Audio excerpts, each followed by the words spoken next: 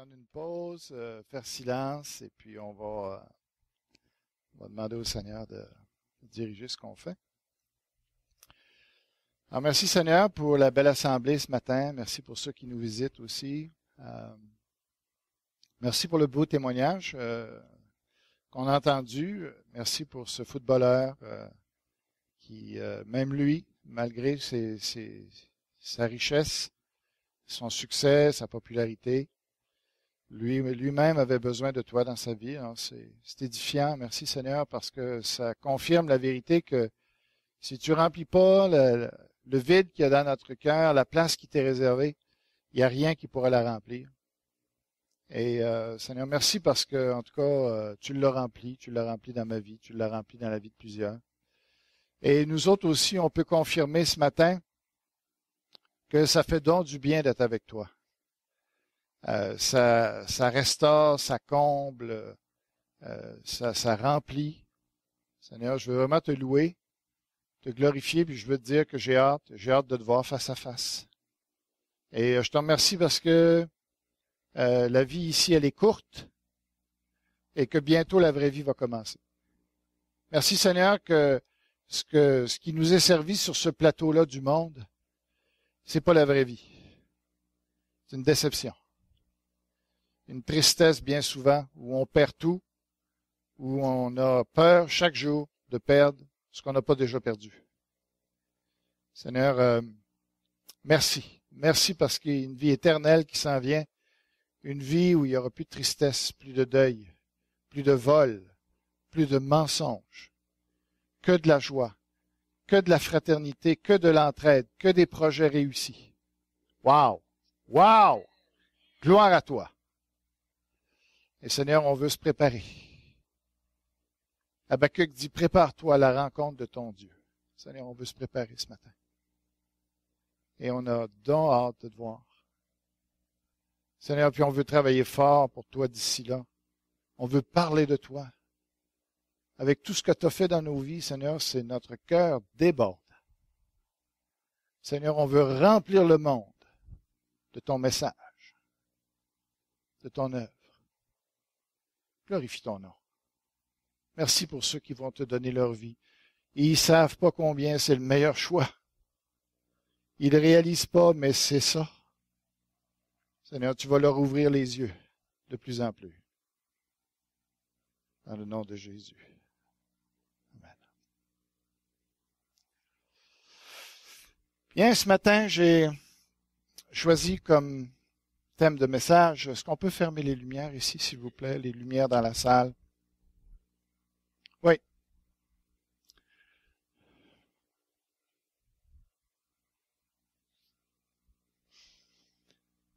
Vous avez tous entendu déjà un message, un ou plusieurs messages sur ne vous inquiétez de rien, n'est-ce pas?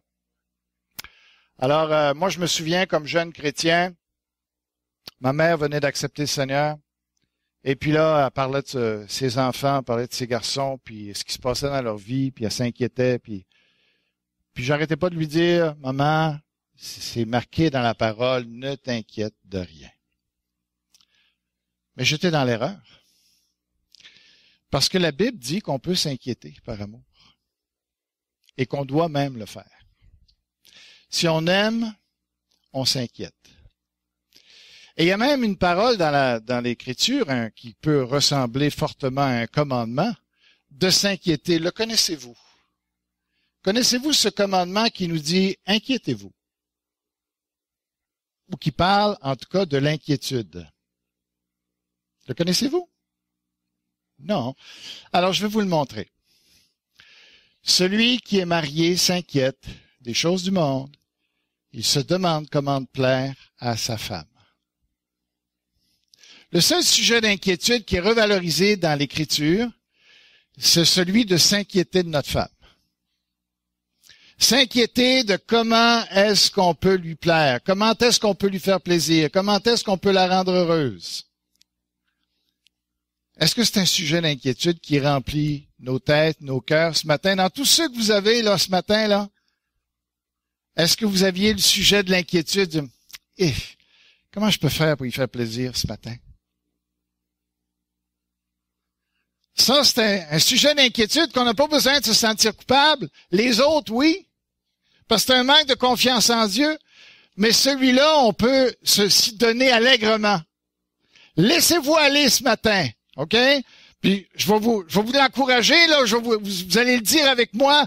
Je m'inquiète de mon épouse. Allez les hommes. Je m'inquiète de mon épouse. Vous avez le droit de le dire. OK? Alors qu'à l'avenir, quand vous allez avoir toutes sortes de sujets d'inquiétude, vous allez dire, est-ce que j'ai pensé à mon épouse dans tout ça? C'est valable aussi pour les femmes, évidemment, mais c'est surtout adressé aux hommes dans la parole. Alors, c'est de ça qu'on veut parler, de ce sujet d'inquiétude-là. Et alors, c'est dommage que l'Écriture un peu paraît floue, mais je vous dis ceci, et je pense que c'est tout à fait vrai. En amour, hein, il y a un phénomène qui est fort triste. Dans les premiers temps, on ne voit que les bons côtés de l'autre. Après, si on ne fait pas attention, on ne voit que les mauvais. C'est tellement vrai. Mais comment on peut faire pour lutter justement pour ça, pour renverser ce phénomène-là? Alors, c'est ce que je veux essayer de vous montrer ce matin. C'est pas tellement basé sur ma sagesse, mais c'est ce que l'Écriture nous montre. Alors, on va regarder, j'aimerais juste comparer le mariage un petit peu un grand garde-robe.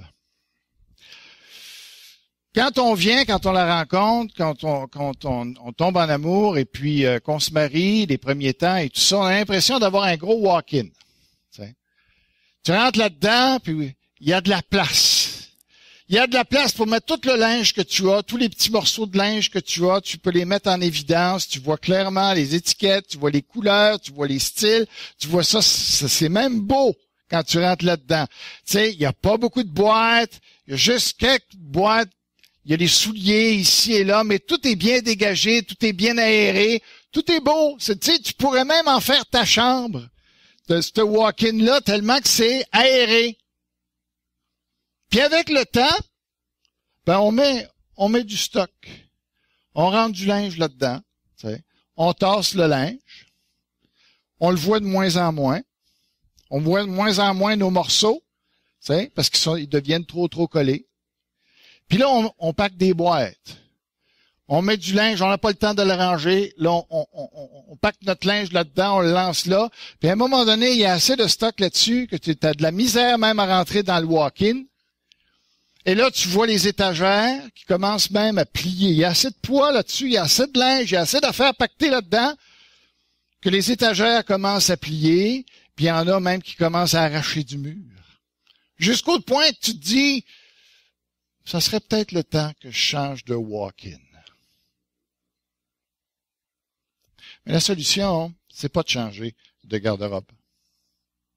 C'est de savoir faire le ménage dans celui que l'on a. D'être capable de se débarrasser de ce qui ne devrait pas être là. D'être capable d'enlever de ce qui n'est pas là. À quoi je veux faire allusion? Je veux faire allusion à la colère. Je veux faire allusion à l'amertume. À tout ce qu'on empile au niveau émotif ou au niveau émotionnel dans notre relation, qui n'est pas réglé et qu'on accumule dans notre vie, qu'on rentre, cette colère-là, ce non-dit-là qui n'est pas réglé, ce reproche-là que j'ai pas adressé, ce pardon-là que j'ai pas accordé, ce sujet-là que j'ai pas abordé et qui s'empile, qui bourre la place au point qu'on veut plus y aller même. Est-ce que c'est possible de faire le ménage dans une situation comme ça? Pour beaucoup de gens, ça va coûter très, très cher. Ils se demandent quel thérapeute on va pouvoir les voir. J'ai besoin d'un psychologue. Avez-vous besoin d'un psychologue? Pour vider votre sac? Avez-vous besoin d'aller voir votre psychiatre pour vous faire psychanalyser ou pour vous faire hypnotiser même, pour qu'on aille voir dans votre subconscient ce qui est empilé là depuis des années, des souffrances, des douleurs, des choses pas réglées, qui sont là, comme dans notre garde-robe, qu'on a tassé dans les coins. Ce matin, j'aimerais juste vous offrir quelque chose de très, très sérieux. Et je ne pense pas que j'exagère. Je ne pense pas que je promets quelque chose à la légère. C'est vraiment un moyen simple que je vais vous proposer ce matin et qui marche, qui ne vous coûtera pas cher, qui va vous coûter de l'énergie, oui, qui va vous demander des efforts divins, oui, mais vous n'aurez pas besoin de débourser pour ça. Et c'est pas simplement simple et facilement applicable, ça marche. Ça marche vraiment. Il faut l'essayer. Alors, on va parler de ça ce matin, si vous me permettez. On va regarder ce que ça dit. Un verset qui a l'air inoffensif quand on passe rapidement dessus, qui n'a pas l'air très, très sérieux, qui ne semble pas contenir énormément de stock dedans, de choses, de bagages, de bénédictions. Mais j'aimerais vous dire si on commence à méditer ce verset-là change des vies. Voici. Dans ce verset, il nous parle de 3 vérités fondamentales, si on prend le temps juste de regarder. Premièrement, la colère n'est pas mal en soi. Première vérité. La colère n'est pas mal en soi. Ça, c'est quelque chose que souvent on ne comprend pas. Deuxièmement, il est possible de contrôler notre colère pour qu'elle ne cause pas de mal à personne. Ce verset-là dit cela. Troisièmement, il est impératif de régler notre colère avant la nuit. 3 vérités. Ce matin, chaque point demande un message. Un message étoffé, un message détaillé sur ce que ça veut dire, sur comment l'appliquer, comment le vivre et tout ça, mais j'ai pas le temps qu'il faut pour détailler ces 3 messages-là. Alors, je vais juste me concentrer sur ceci. Il est impératif de régler notre colère avant la nuit. Vous savez, et ce que je vais dire, moi je pense que ce message-là risque, si vous n'êtes pas en train de vivre ça, je peux vous dire tout de suite que ce message-là va vous bouleverser. C'est clair. Ça se peut même que vous éclatiez durant le message. Parce que je crois que Dieu va travailler au travers de ça, que vous allez réaliser plein de choses. Il y a tellement de couples qui étaient merveilleux, qui après un certain temps ont été ruinés parce qu'ils n'ont pas mis en pratique ce verset-là. Il n'y a aucun couple qui s'est marié, et tout ça, qui est tombé en amour et tout ça, qui pensait que leur histoire finirait de cette manière-là. Mais ils n'ont pas mis en pratique ce verset-là. Ne le connaissant pas, probablement, puis s'ils le connaissaient, ils ne l'ont pas pris au sérieux. Puis leur vie ressemble exactement à ça. Ils ont accumulé, après jour, après jour, après mois, après année, toutes sortes de reproches à l'autre. Toutes sortes d'irritations. Toutes sortes de choses qu'ils n'ont pas aimées, qu'ils auraient dû dire, qu'ils auraient dû discuter, ils auraient dû en parler. Mais qu'est-ce qu'ils ont fait? Ils ont empilé, compressé. Et avec le temps, ils ont pensé, ça va se régler. C'est pas grave. On va passer à autre chose. Il va changer. Elle va changer. Elle n'a pas bien compris, etc., etc. Et on empile. Et finalement, à quoi ressemble notre vie? À quoi ressemble notre couple? Il ressemble exactement à ça. Un dépotoir. Où il y a plein de choses qui n'étaient pas claires, qui n'étaient pas réglées, plein de choses qui n'étaient pas belles, qui étaient des non-dits, des choses qui n'ont pas été réglées véritablement, parlées, comprises. Et on a juste envoyé la pelle mécanique là-dedans, on a tassé, on a mis de la terre là-dedans, on a dit, non, ça paraîtra pas, on va s'en sortir quand même, on n'a pas besoin d'aborder les problèmes. Le temps va faire son œuvre. Et on a empilé, empilé.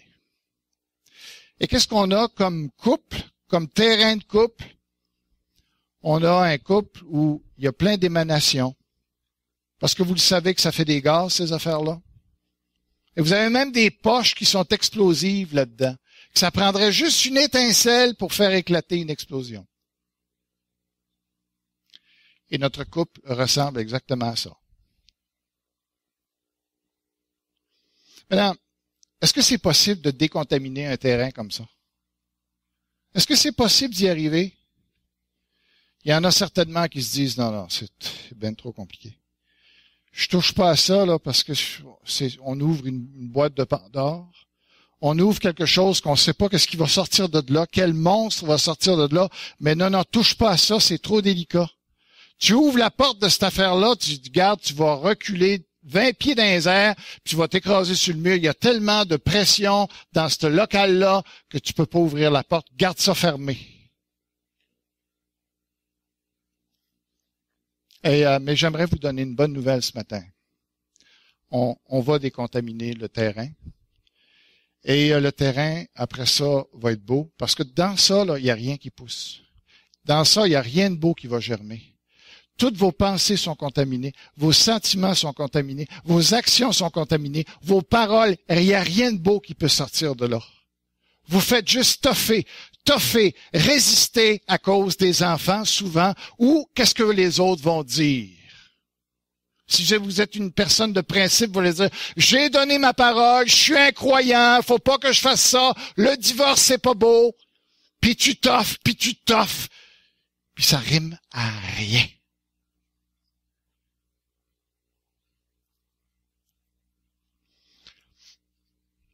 Ce matin, on va aborder les choses.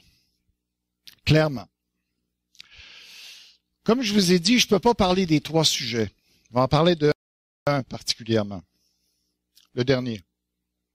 Mais j'ai pas le choix quand même de passer au travers de certaines notions pour que vous puissiez un peu comprendre de quoi on parle au niveau de la colère, par exemple. De qu'est-ce que ça veut dire si tu te mets en colère de ne pas pécher? Comment tu fais ça? Qu'est-ce que ça veut dire exactement? On va regarder ça juste un petit peu juste pour placer un peu les choses. Mais on va surtout aborder le 3e point. Quand on parle de la colère, qu'est-ce que c'est la colère? Toute colère a son fondement sur la justice, une justice bafouée. Tu ne peux pas te mettre en colère si tu n'as pas des principes, si tu n'as pas des non ou des oui ou des interdits dans ta vie.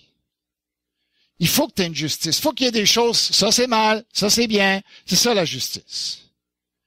Mais à partir du moment où tu dis ça doit se faire comme ça, ou ça doit pas se faire comme ça se dit pas, ça se fait pas, ça se ressent pas, tu es en train de parler de justice. Ça veut dire que tu as, finalement, ce que tu as dans ta vie, tu as des cadres.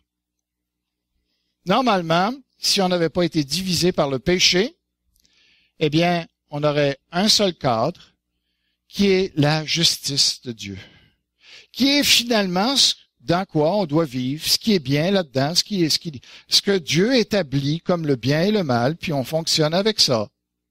C'était ça le cadre de Dieu. Maintenant, avec le péché, avec la dissolution de la communion entre l'homme et Dieu, qu'est-ce qu'on est arrivé? On a chacun nos cadres. Et on en a de multiples. On se donne des principes, on se donne des règles de conduite. On a ici, si je passais l'un après l'autre, puis que je vous interviewais, vous me donneriez votre cadre et chacun de nous, on aurait des cadres plus ou moins semblables ou plus ou moins différents. Mais vous avez tous un cadre qui, pour la plupart d'entre nous, ne correspond pas beaucoup à celui du milieu, à celui de Dieu. Et la vie chrétienne, finalement, c'est d'arriver que notre cadre finisse par être celui que Dieu a pour notre vie. Okay? Mais on a tout un tas de cadres comme ça. Je vais vous faire les choses simples. Okay? Prenons un repas familial. À la maison, chez moi, que ce soit avec mes enfants, mais prenons mes parents, parce que le cadre était encore plus clair du temps de mon père. Je ne sais pas comment ça fonctionne, vos repas. Mais dans vos repas, peut-être vous n'avez pas réalisé, mais vous avez un paquet de principes. Vous avez un paquet de règles qui sont là, qui sont conscientes ou non, mais elles sont là, par exemple. Alors, peut-être que vous avez la règle de dire, on commence pas un repas avant que tout le monde soit là. Et on fait un repas, puis c'est une règle de dire, tout le monde doit être là. Pas question qu'un mange dans sa chambre, etc., ou un regarde télévision. C'est le temps du repas, tout le monde doit être là. Avez-vous cette règle-là? Je sais pas. Mais ça, c'en est une règle. Deuxième règle, ça peut être, quand maman met le repas sur la table, c'est implicite qu'on dise merci et c'est bon. Tu sais? Et si vous avez pas cette règle-là, probablement que la maman, elle a très fortement cette règle-là. Elle veut de la reconnaissance. Exprimée ou non exprimée. Et c'est ça. Alors, ça peut être la façon que les ustensiles sont mis à table, la manière que les assiettes sont à table. Il y a des gens, c'est très, très strict. Chez nous, c'était le père qui parlait. Et c'était le père qui devait se servir en premier et qui choisissait les meilleurs morceaux. Et ça allait par ordre d'âge, ou la maman, etc. Et ça allait comme ça. OK? Va pas prendre le morceau du papa. OK?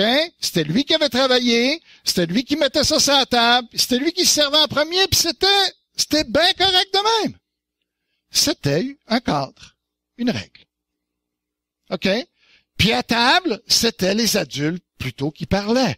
Les enfants, regarde, écoute, tu vas apprendre beaucoup plus que arrête de parler. Arrête de jouer. Mets pas tes coudes à table. Ça pas.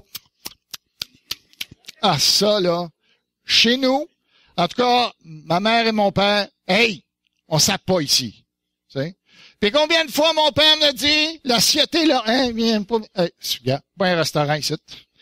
Tu manges qu'elle là, puis tu finis ton assiette. Il n'était pas question chez nous de pas finir son assiette. Tu sais? Mange. Tu sais? S'il y a de là-dedans, là, c'est pas du poison. Mange. Il y en a d'autres qui mangent pas. Tu sais, il y en avait des règles, mon ami. Ben, c'était tout. On les avait appris, mais c'était pas écrit de Saint-Mur, mais il était là. Va à l'encontre des règles, voir. Tu vas savoir que tu as posé le pied à l'extérieur. Tu vas avoir blessé quelqu'un. Si c'est pas tes fesses que tu vas avoir blessé, tu vas avoir blessé quelqu'un. Tu vas avoir offensé quelqu'un. Parce qu'à partir du moment où on règle, on met une entente. Si tu vas à l'encontre de ça, tu blesses quelqu'un. Nécessairement. Tu risques d'offenser quelqu'un. OK? Tu diminues quelqu'un, tu humilies quelqu'un, etc. Et tu brasses, au fur et à mesure que tu respectes pas des règles, tu brasses un paquet d'affaires dans les cœurs des gens. Sans même t'en réaliser. Alors, on en a une multitude de règles comme ça. C'est juste au repas. Vous avez peut-être 20 règles au repas. Facile. Mais multipliez ça dans la chambre à coucher, au travail, dans le jardin, dans le garage, les outils de papa, la télévision, les vidéos, etc., etc. On a un paquet de cadres dans nos vies, puis on jongle avec tout ça. Puis tout ça, chaque règle dans chaque cadre est un sujet de frustration, de blessure, d'offense, d'insulte, d'humiliation, de colère, d'irritation. Est-ce qu'on aurait... Je ne sais pas si vous avez réalisé comment on s'est bourré d'affaires dans notre vie qui fait qu'on a multiplié les occasions d'être frustrés les uns après les autres. Pour ça que Dieu, quand il a établi le Nouveau Testament, il a dit « Finis les règles. » Maintenant, ça va être l'amour. Voyez-vous? Alors, on est pogné avec tous ces cadres-là, la plupart du temps inconsciemment, et on est frustré. On ne sait pas pourquoi, ben des fois. Mais pourquoi? Ben parce qu'on vient de piler sur une de tes règles. C'est pas plus compliqué que ça. OK? Alors, maintenant, qu'est-ce qu'il faut faire avec tout ça? La colère, donc, vous avez compris, puis, alors, souvent, on va associer la colère, il y a deux sortes de colère. La colère explosive, ok, qui souffle tout, qui ravage à l'extérieur, ok, qui casse les affaires, qui brise les chaises, qui enfonce les tables, qui pète les carreaux. On la connaît, celle-là, ok? Ça, généralement, c'est comprise comme étant la colère des hommes. Ce n'est pas nécessairement toujours le cas. Puis, il y a l'autre colère qui est la colère implosive, qui est, en passant, autant violente et destructrice que la colère explosive. Quel genre de colère? Et ça, c'est la colère féminine. Plus généralement, vous pouvez pas coller ça comme ça, là. C'est pas synonyme. Mais, vous vous rendez compte? Souvent, on est conscient de la colère, ce que fait la colère explosive, les ravages que ça fait. Mais on n'est pas conscient de la colère implosive, des ravages que ça fait dans le cœur des gens. Surtout dans le cœur des femmes. Mais la colère, vous pouvez pas l'échapper. De même que l'énergie, là, tu peux pas l'enlever, elle fait juste se transformer. L'énergie, regarde, tu peux pas l'enlever. Elle fait juste changer de forme. La colère, quand elle est là, tu ne peux plus l'effacer. Il n'y a qu'une personne qui peut enlever la colère, c'est Dieu. Nous n'avons aucun pouvoir d'enlever la colère. Tout ce qu'on fait, c'est la déplacer. C'est la camoufler, la cacher, l'échanger. C'est ce qu'on fait avec. Mais je veux juste vous faire réaliser que le mari, là, tu sais, vous avez déjà entendu ça. Hein? Ah, moi j'ai une belle qualité. Quand je me mets en colère, ça dure pas longtemps, puis après ça, c'est fini. Non, c'est sûr, c'est fini, il reste plus rien après. C'est vraiment fini. Tu sais, le mobilier est fini, la relation est finie, la maison est finie, tout est fini. Le compte en banque est fini aussi. Mais il a tout réglé. Quelle belle qualité.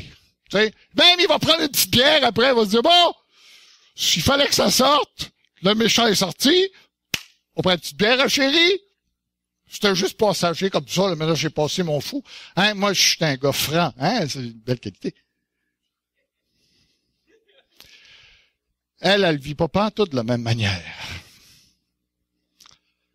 Alors ça, c'est pour. Mais finalement, c'est pas vraiment une qualité, ok? Et c'est pas la bonne façon non plus de l'exprimer. Alors, le deuxième point qui nous parle, c'est ne pêche pas.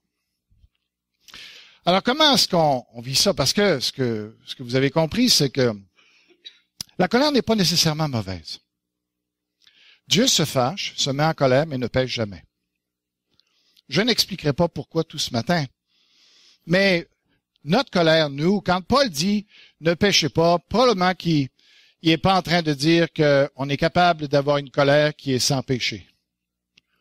Non, parce que notre système de valeurs est tellement faussé, on est tellement orgueilleux, on est tellement peu sûr de soi. Si j'avais une balance ce matin pour essayer de voir la balance de l'estime de soi, juste analyser ce qu'est cette balance-là.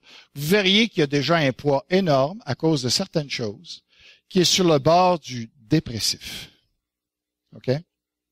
Alors, il faut que vous fassiez un paquet d'affaires sur l'autre plateau pour juste maintenir l'équilibre dans ta vie de dire « je suis quelqu'un ».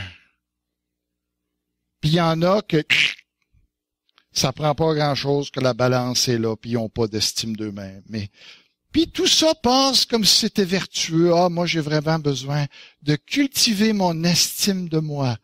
Ce que tu es en train de dire, c'est que tu es en train de dire, il faudrait bien que je trouve un sujet de regaillardir mon orgueil pour me sentir bien. Alors, c'est faux. Nous, on n'est pas capable d'avoir une colère qui est correcte. On est tellement touché par le péché.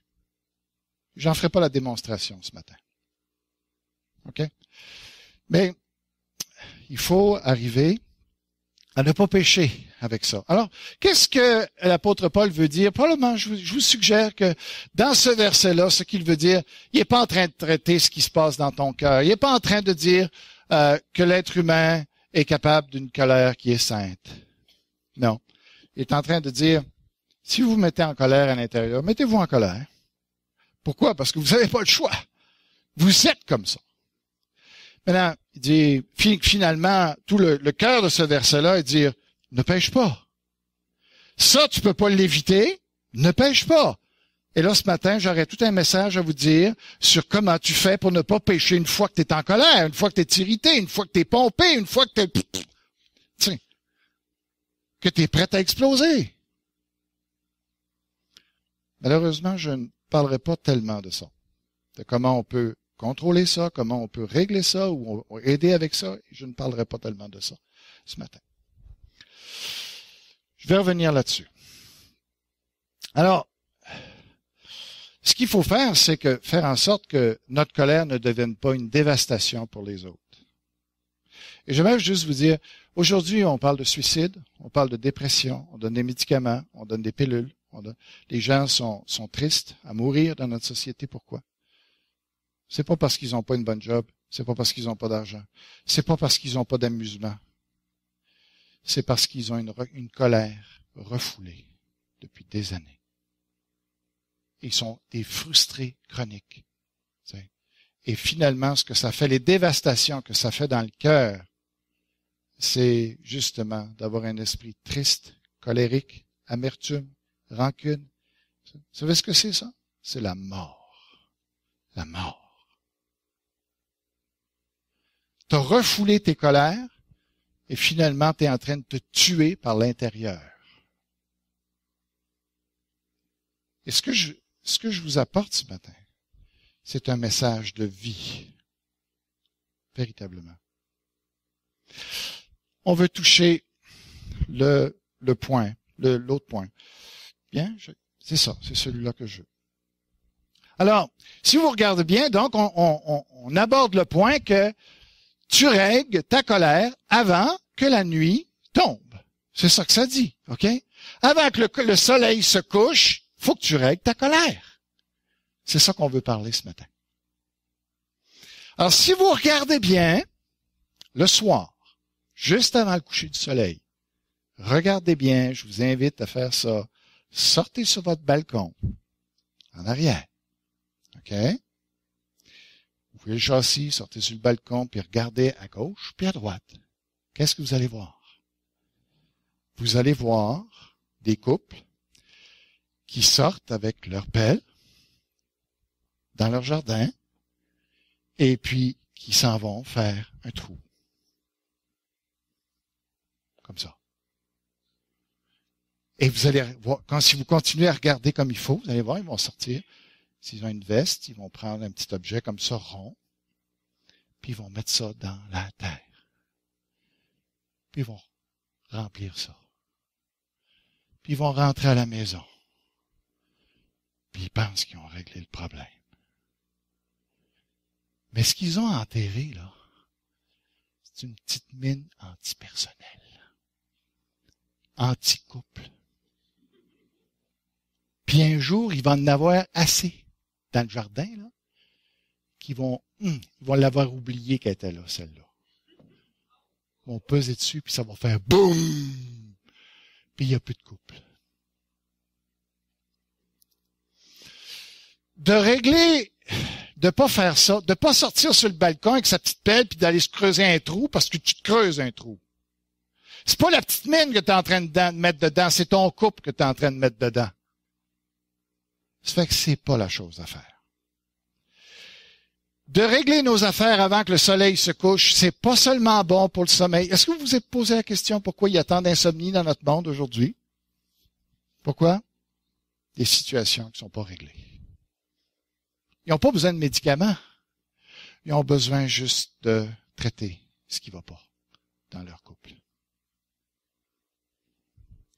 Alors, c'est ce qu'on veut voir ce matin. On veut justement vous éviter que vous alliez avec votre petite pelle, vous creusez un trou, vous allez avant, OK, la nuit, vous allez vous dire, hop, le soleil est pour se coucher. Alors, chérie, il faut qu'on se parle. Il faut qu'on ait notre petite soirée d'amoureux.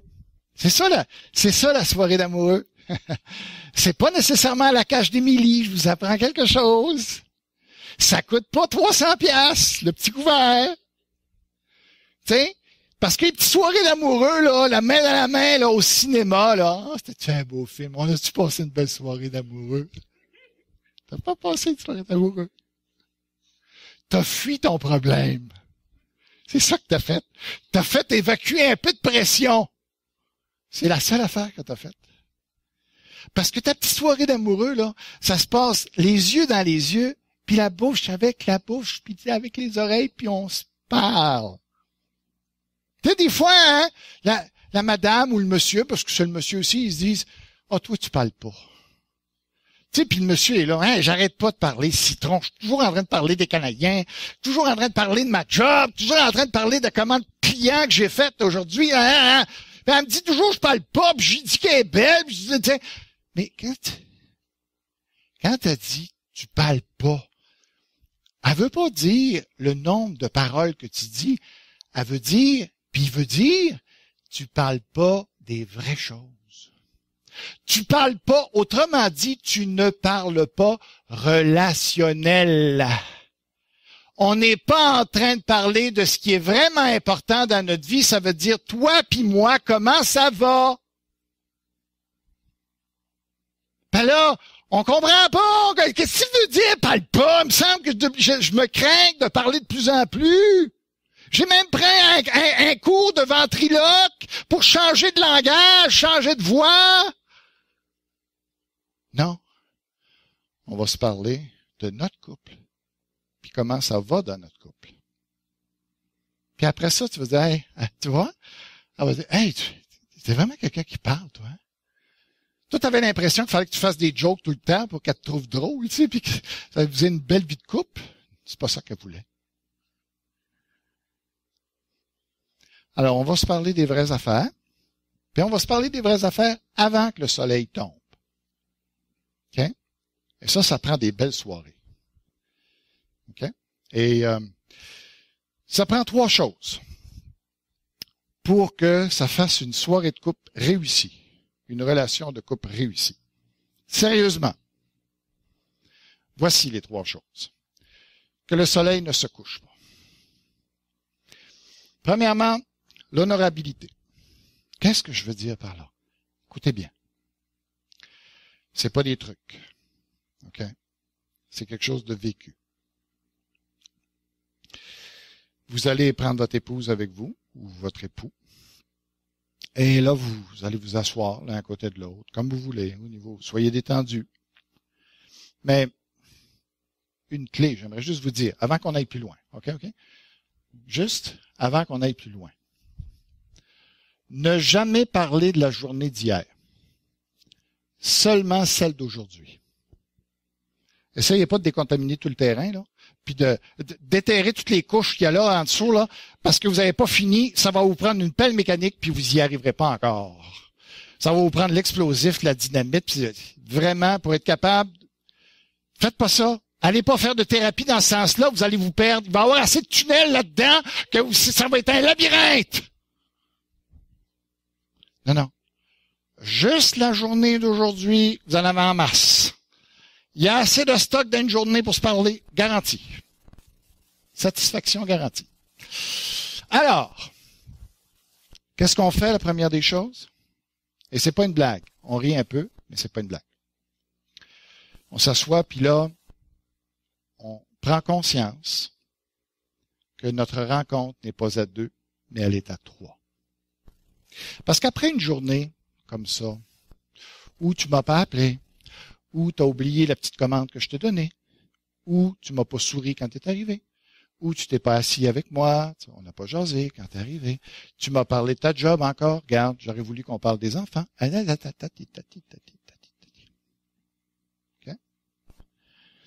Ce qu'il faut faire, la première des choses, c'est que si vous arrivez dans une relation de couple comme ça, vous êtes probablement, vous pouvez être bien frustré. La fournaise, là, tu l'entends quasiment dans ton cœur. Tiens, t'as le goût de la consumer. Tiens, pas de la consommer cette fois-là. La consumer. Parce que Il y a assez d'affaires qu'elle a faites là, que tu n'as pas compris, puis qu'elle n'avait pas d'affaires à faire ça, à dire ça, puis à t'appeler là, puis à...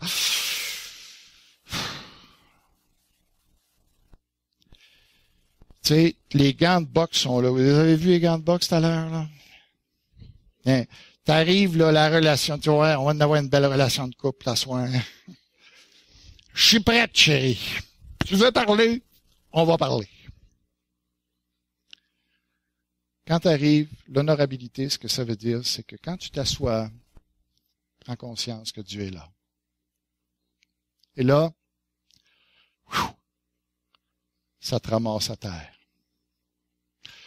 Parce que tu vas voir ce que ça va faire, là, sérieux, là. Tu prends conscience que lui, il l'entend. Il voit ce que tu es en train de faire. Il est en train de te juger. Pas pour te condamner, mais il est en train de juger ce que tu es en train de faire. Et là, quand tu prends conscience de ça, ce que tu t'aperçois, c'est que tu es en train de... Bon. Tu défais le nœud. Tu tires les ficelles. Tu enlèves un gant. Tu défais l'autre nœud. Défais les ficelles. Enlève les gants. Tu écoutes la petite fournaise en dedans. Baisse le thermostat. Tu enlèves quelques bûches. Et là, tu sens que ça s'apaise. Tu pries. Tu dis, Seigneur, je suis bien frustré. J'ai le goût de la manger. J'ai le goût de sauter dessus. J'ai le goût de... Calme-moi, je t'en prie. Je t'en supplie, Seigneur. Que ton Saint-Esprit me donne ta paix. Démine le terrain, Seigneur. Enlève ma colère. Soulage-moi.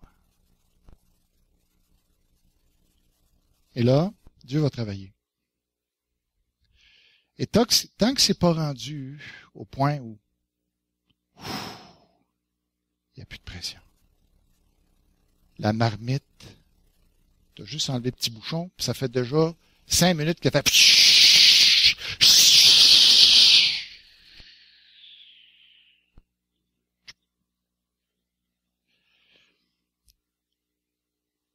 Clouc. Là. On va faire de quoi de bon, sinon, là.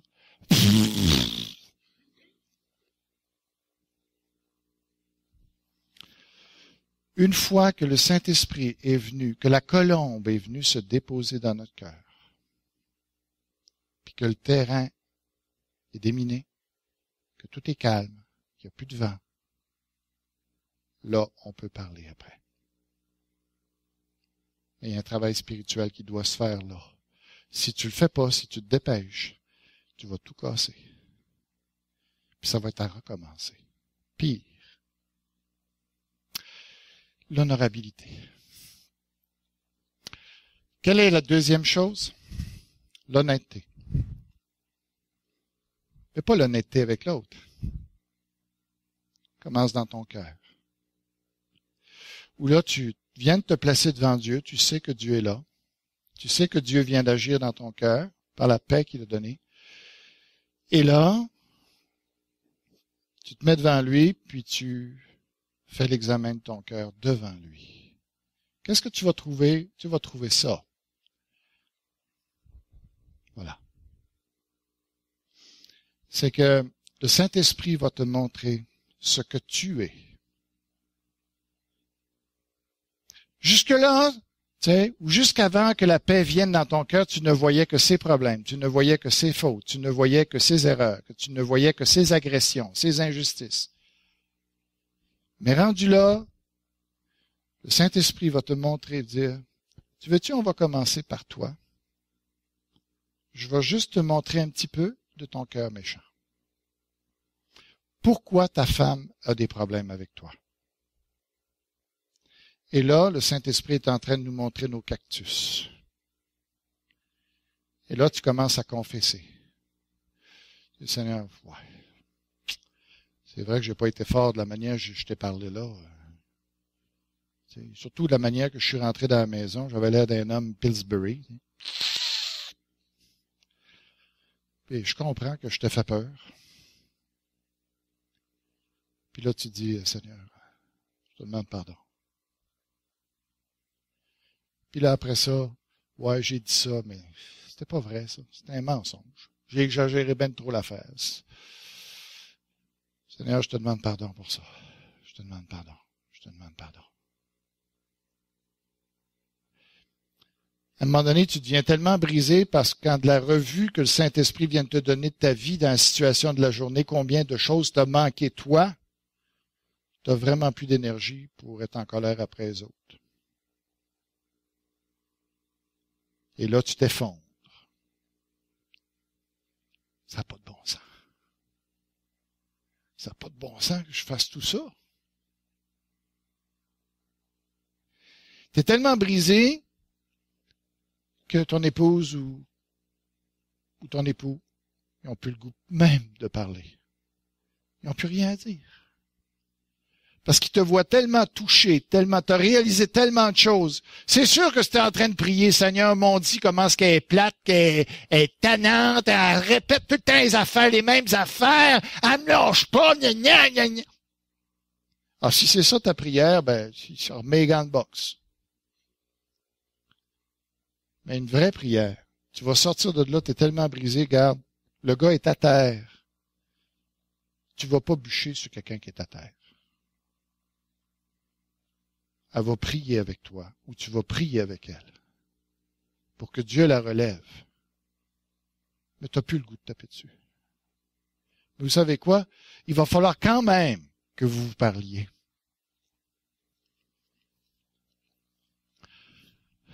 Ça prend l'honnêteté par rapport à notre cœur devant Dieu. Mais ça va prendre l'humilité. Alors, pareil. Mais, ce que vous avez réglé à ce point-ci, c'est la colère. Ou si vous n'avez pas réglé, c'est que vous êtes en colère après vous. Ça, c'est une sainte colère. Quand tu vois là que, tabarouette, qu'est-ce que j'ai à être comme ça? Qui c'est qui va me délivrer de ce corps de mort? Tu es en colère après toi, après dans le processus, là, c'est toi. Tu dis, Seigneur, quand est-ce que tu vas me changer?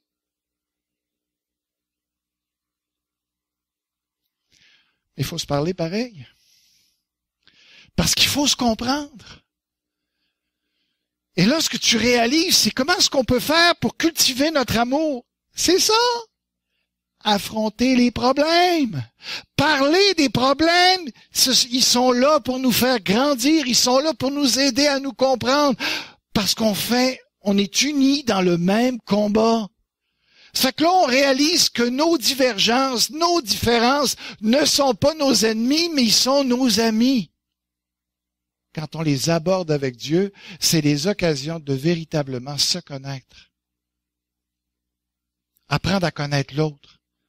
Apprendre à savoir comment il réagit, comment il pense, comment il ressent, que c'est quoi son passé, tout ça.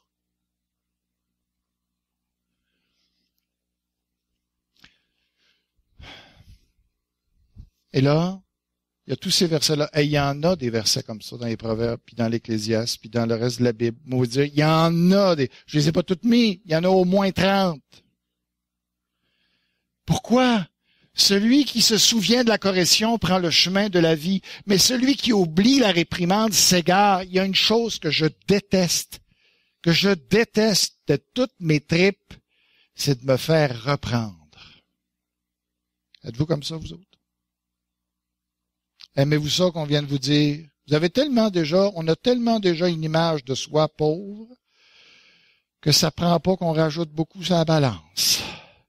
Viens pas trop me critiquer. Viens pas trop me dire que j'ai manqué là, puis que j'ai manqué là, puis que j'ai pas été ici avec les enfants, puis que j'ai pas fait ça au repas, puis que je t'ai pas donné une rose, puis que... Ah, citron! T'essayes d'enlever la balance. T'es en dessous de la balance. Tu dis, hey, descends-la pas trop bas, balance.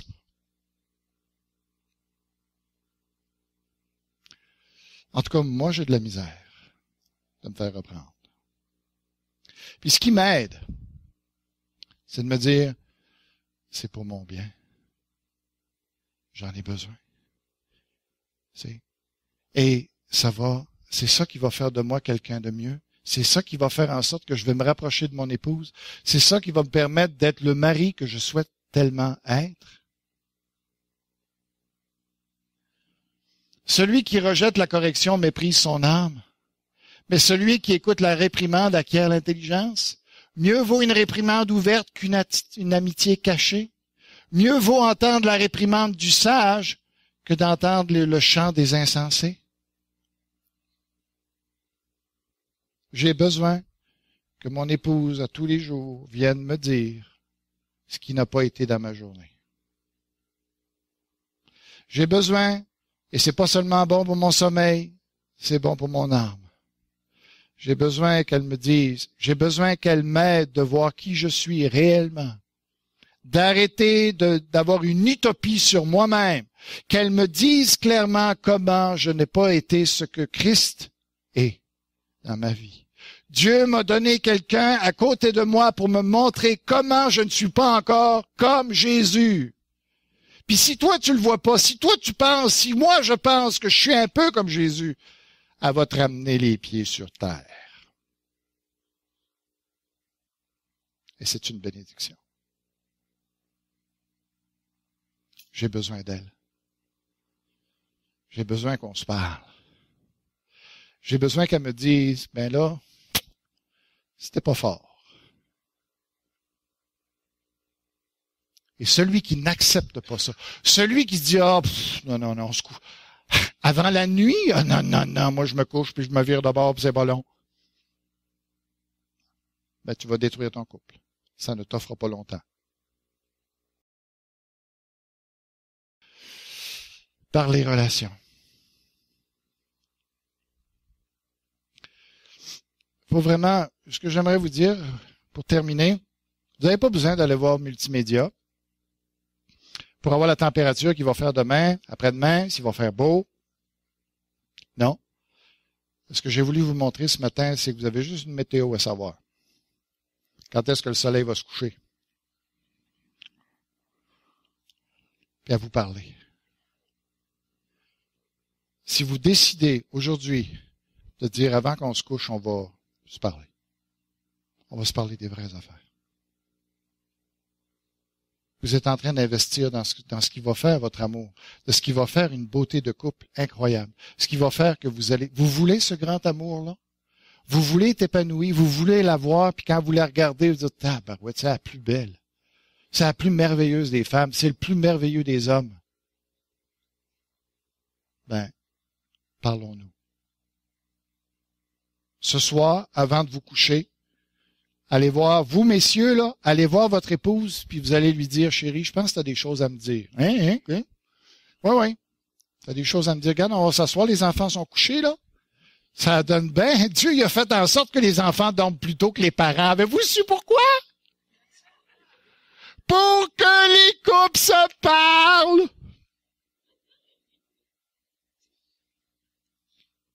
Et là où vous allez vous parler. Et après ça, vous allez prier ensemble. Seigneur, elle vient de dire ça, c'est vrai. Je te demande pardon. Change-moi là-dessus. Chérie, tu veux-tu prier pour moi? Demain, tu veux-tu prier pour moi pour que je sois plus comme ça. Aide-moi. J'ai besoin de toi. Tu as besoin de moi. Vous allez voir comment ça va changer dans la famille. Si chaque couple ici fait ça, vous allez voir le genre d'église qu'on va avoir. Vous allez voir le genre de témoignage qu'on va donner dans la ville. On va avoir un impact incroyable. C'est bien beau là, de parler de l'amour, du prochain, puis du voisin, puis tout ce que tu voudras. Oui, c'est bien beau là, tondre le gazon du voisin. Ah ouais, ça c'est une fois par semaine, puis tu ne l'endures pas le reste de la semaine. Mais la véritable place pour aimer, c'est dans le couple. Moi, j'ai manqué beaucoup à ça. Mais je me dis, oups. J'ai une qualité dans ma vie. Je fais des erreurs. Mais par la grâce de Dieu, Dieu m'a montré que tu as le droit de faire des erreurs, mais tu as le droit de te corriger quand tu as réalisé tes erreurs. Alors j'espère qu'on va se corriger ensemble, puis qu'on va avoir des beaux couples. Que Dieu vous bénisse. Tendre Père, que tu puisses vraiment bénir ce message, l'utiliser pour ta gloire, au nom de Jésus. Amen.